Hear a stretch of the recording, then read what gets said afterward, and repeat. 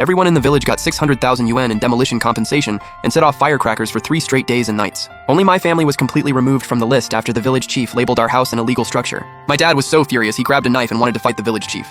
I stopped him and said just one thing. In 1 month, the whole village will come begging us in tears. Early the next morning, just before dawn, a deafening roar, like some prehistoric beast, violently shattered the village's lingering hangover. A massive yellow excavator, its tracks wet with morning dew and mud, stopped outside our courtyard. The villagers jolted awake and came running out in pajamas, hair a mess, rubbing their sleepy eyes and wondering who had bought another strange new toy. When they saw the excavator outside my house and me calmly talking to the driver, they were stunned. The next second, under the villagers' shocked and disbelieving stares, the excavator's huge arm rose high and slammed down. With a deafening crash of breaking bricks, the wall of our old house collapsed, sending dust everywhere. "He's lost it! Li Chen's lost it!" Someone in the crowd shouted, and the whole village instantly erupted. He snapped because he didn't get the payout, so now he's tearing down his own house. Good lord, the kid's really lost his mind. Now he won't even have a place to live. Why aren't Li Jiango and his wife stopping him? They're just letting him do whatever he wants. My parents stood not far from the excavator, their faces full of worry and unease, their hands tightly clenched together. But they didn't stop me. Last night, I showed them the blueprint and an internal government document about the village's future road plan. I got it from a college classmate who worked at the planning bureau after pulling a lot of strings. They didn't fully understand it, but they chose to trust me. The villagers' curiosity was stirred up again. They gathered outside the safety line, pointing and whispering. "What's he doing?" "Drawing boxes." "Doesn't that look like parking spaces?" "Parking spaces? Ha ha ha! Is he really planning to open a parking lot here?" He sure miscalculated. The crowd burst into laughter again, even louder than when they heard my family had missed out on the demolition payout. "He must be out of his mind with greed." "This is a village, not the city. Who'd pay to park in this dump?" His brain is completely fried, totally fried. Under everyone's ridicule, I quietly finished all the work. Then I unloaded a wooden sign I'd prepared from the tricycle and planted it firmly at the entrance. 2 bold lines were painted on the sign in bright red letters. "Parking lot, 50 yuan per day. Overnight parking, 100 yuan per day." The sign was like a slap across everyone's laughing face. After a brief silence, the mockery came back even louder and more shameless. 50 a day? Why doesn't he just rob people? He really has gone crazy, and not just a little. Wang Hao laughed so hard he could barely breathe and pointed his camera at me. "Guys, are you seeing this? Joke of the year." The top exam scorer tore down his house to build a parking lot and charges 50 yuan a day. Do you think he's crazy? Facing a tidal wave of mockery and ridicule, I simply brought over a small stool and sat at the parking lot entrance. Then I installed a manual gate made from a long iron pipe at the entrance. I sat there with my back perfectly straight, like a silent statue, letting their hateful stares cut through me. I knew that in their eyes I was a complete lunatic, a desperate loser pushed over the edge, but they didn't know the show had only just begun, and I was the only director. Meanwhile, the villagers who got their 600,000 yuan payouts went on a spending spree. Almost overnight, every family in the village bought a new car, from cheap domestic models costing a few tens of thousands to imported joint venture cars worth 200,000 or 300,000. Wang Fugi's family went even bigger.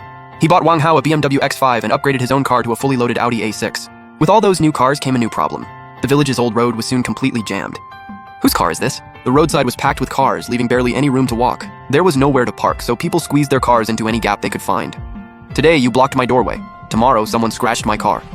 Parking disputes tore the neighbors apart. Whose car is this? Move it. You block my door and still think you're right? I'm only parking here for a minute. What's the big deal?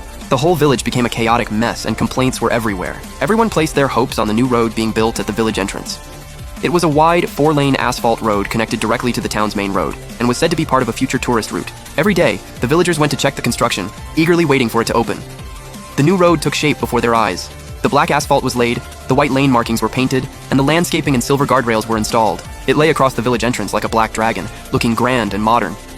Everyone believed that once it opened, the village's traffic problems would be solved and their cars could move as freely as they did in the city. The day before the road opened, Wang Hao drove his BMW back and forth outside my empty parking lot.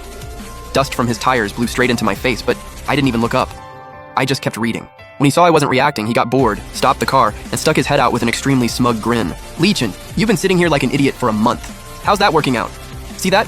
The road opens tomorrow. Then everyone can drive right to their front doors and nobody will ever come to this dump again. But don't worry, for old time's sake, I'll be the first one to drive in tomorrow. Ha ha ha ha."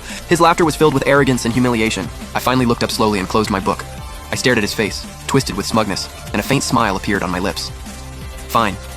I said just one word. "I'll be waiting." That night, the crew finished painting the last road markings and removed every barrier and warning sign. Under the cold moonlight, the brand new asphalt gleamed black, like a mysterious passage into the unknown. A storm was quietly brewing over the entire village. I'd already set the board and was just waiting for my opponent to walk into the trap.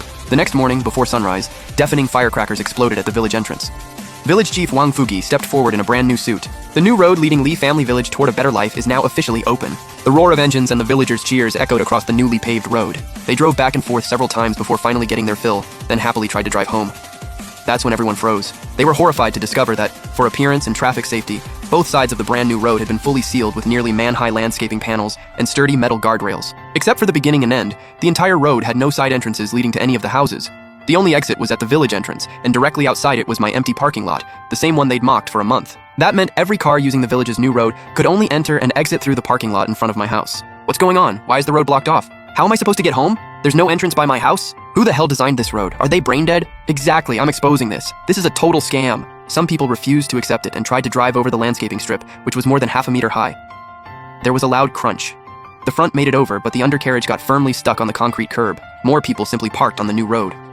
Before they could even get out, a police patrol car with flashing lights appeared out of nowhere and quietly pulled up. 2 officers stepped out with blank expressions. New road, no illegal parking.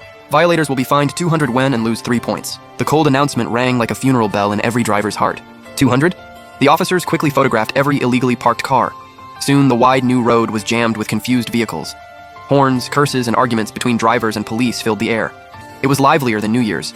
In an instant, Lee Family Village fell from joyful heaven into chaotic hell. While everyone ran around in panic, I slowly carried out my stool and small table, lifted the simple manual gate at my parking lot entrance, and calmly brewed myself a fresh pot of tea. Steam curled from the tea, mixing with the chaos in the distance and giving the moment a strange charm. A month ago, they laughed and called me crazy.